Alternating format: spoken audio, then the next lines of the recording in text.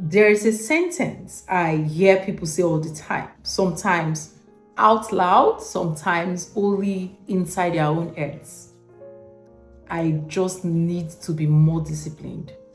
Usually it comes after another failed attempt, another abandoned routine, another planner that started well and slowly disappeared, another habit tracker with missing days, another Monday full of determination that somehow became a Thursday full of frustration. And eventually the conclusion arrives. Maybe I am just lazy. Maybe I lack discipline. Maybe I am inconsistent. Maybe I am the problem. What fascinates me is how quickly people move from a broken routine to a broken identity.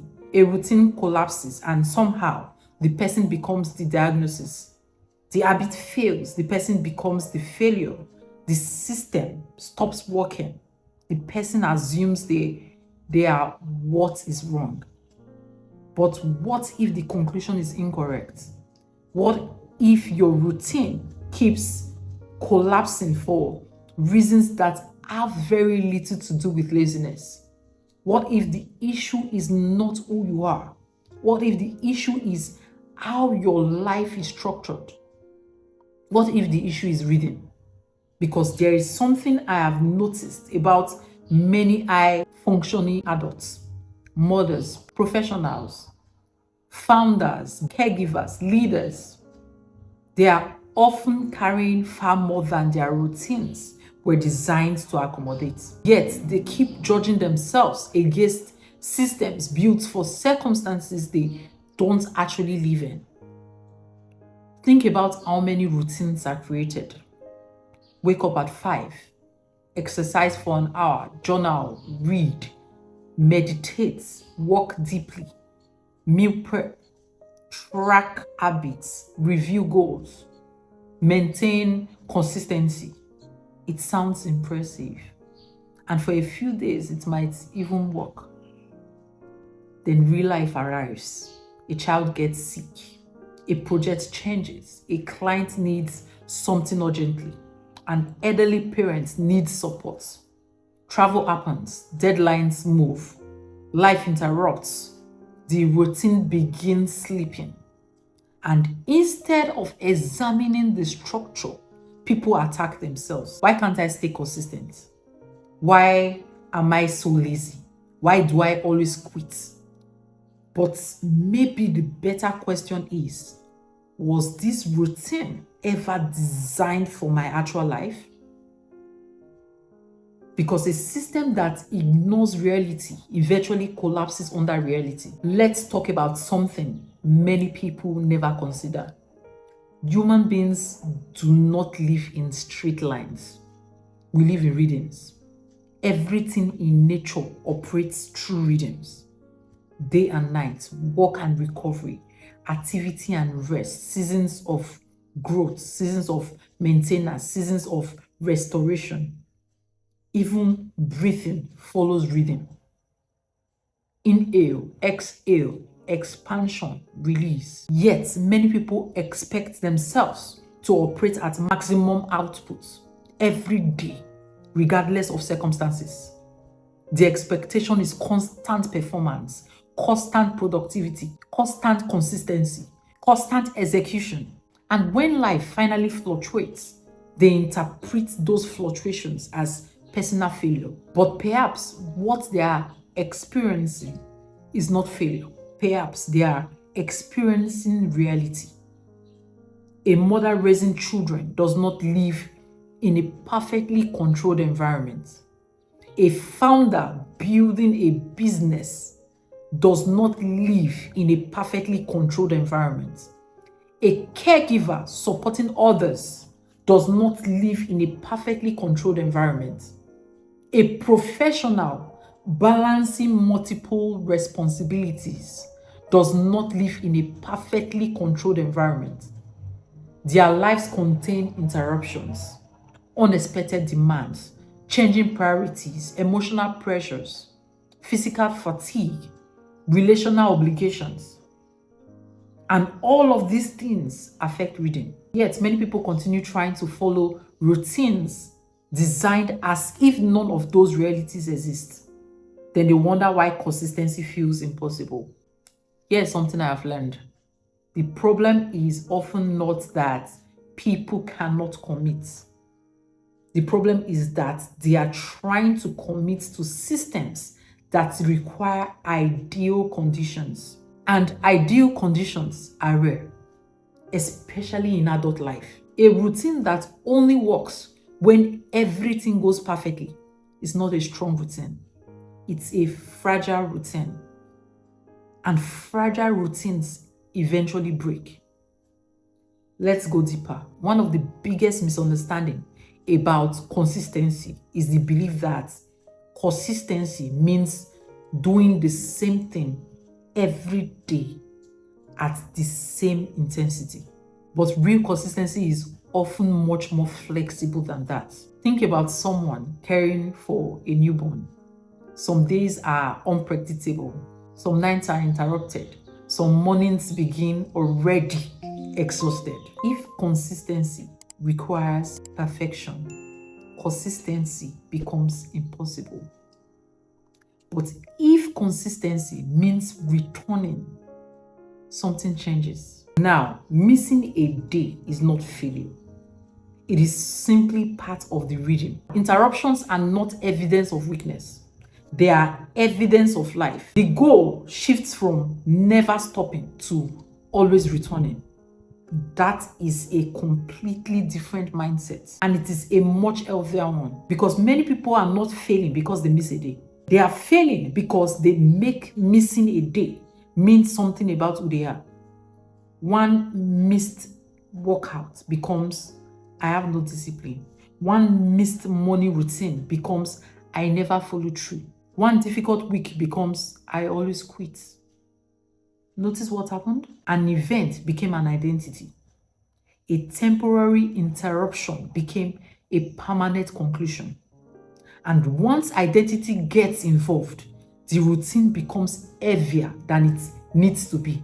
Now, every missed habit feels like personal evidence. Every disruption feels like confirmation. The person stops managing a routine and starts defending a self-image. That is exhausting and unnecessary. Let's talk about another reason routines collapse. People build routines based on ambition rather than capacity. This happens all the time. Someone gets inspired, motivated, excited. They create a plan for the person they hope to become, not the person they currently are. And there's nothing wrong with aspiration. But aspiration without realism creates frustration. The plan assumes unlimited energy, unlimited focus, unlimited emotional bandwidth, unlimited time. Then real life introduces limits. And suddenly, the routine becomes impossible to sustain. The issue was never motivation. The issue was mismatch. The routine demanded more than the current season could support. This is particularly common among people who are responsible for others. Mothers, caregivers, leaders, founders, people who spend much of their lives responding to needs beyond their own. These individuals often build routines as if they only have responsibility for themselves. Then reality intervenes and the routine collapses under the weight of competing demands. Not because they are lazy, because their life requires adaptability. Let's talk about emotional capacity. This is something many productivity conversations ignore.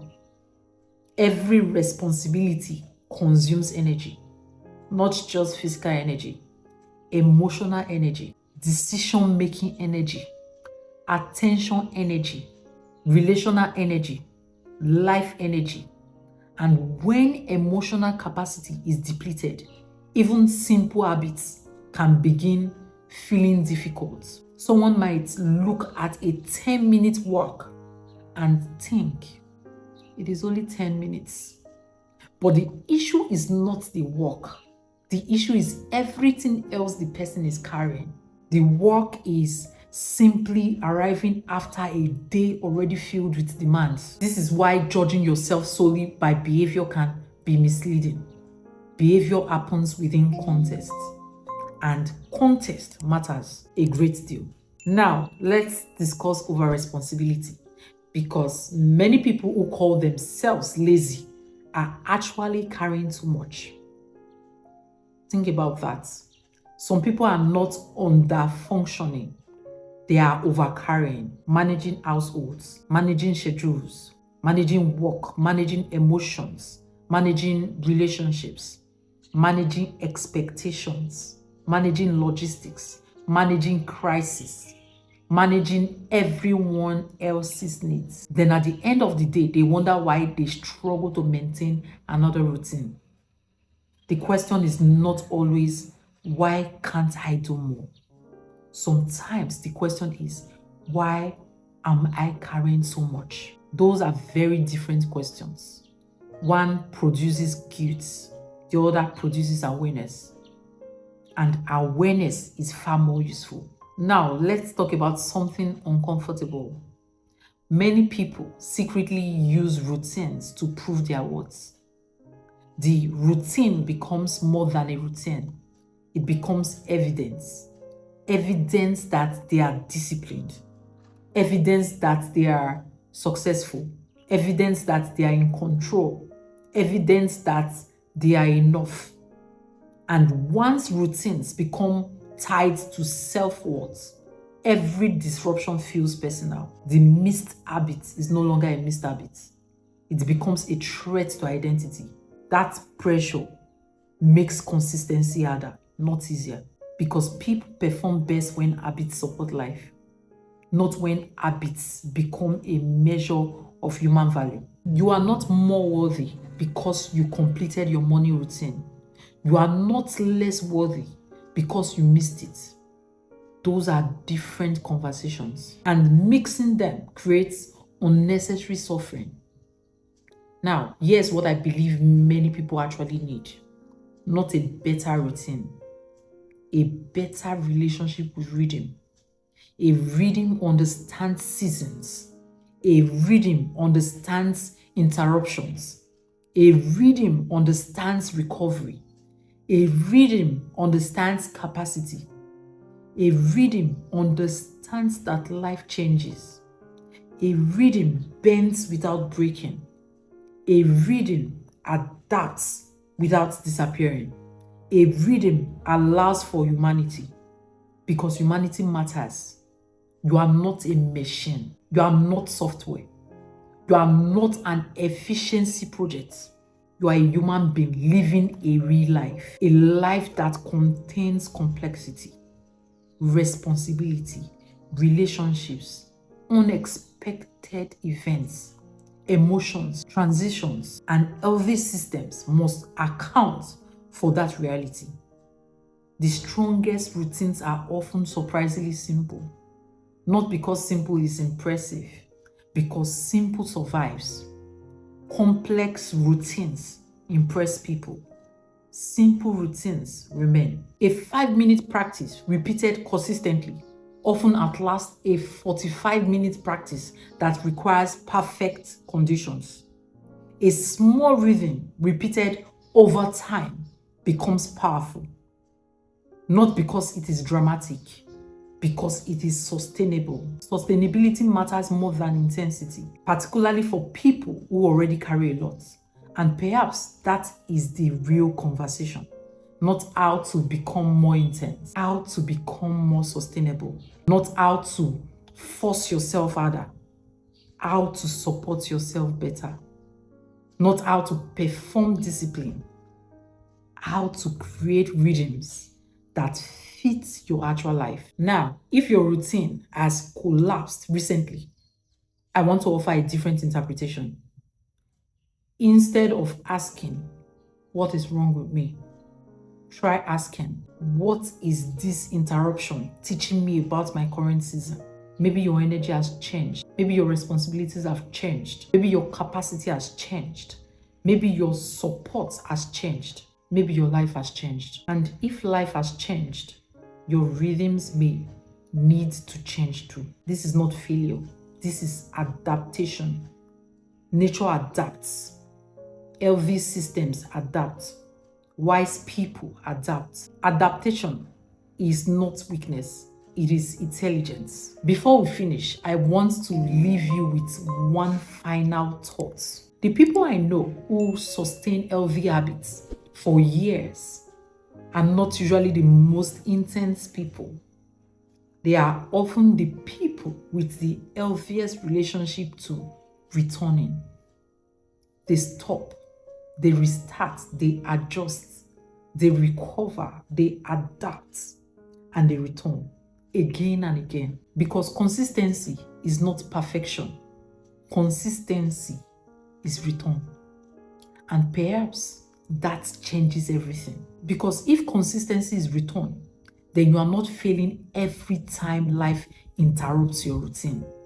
You are simply being invited back to what matters, back to what supports you, back to a rhythm that fits the reality of your life. So if your routine has been collapsing, maybe the problem is not laziness. Maybe the problem is that you have been trying to force a life rhythm that no longer matches the season you're living in. And if that's true, then the solution is not shame.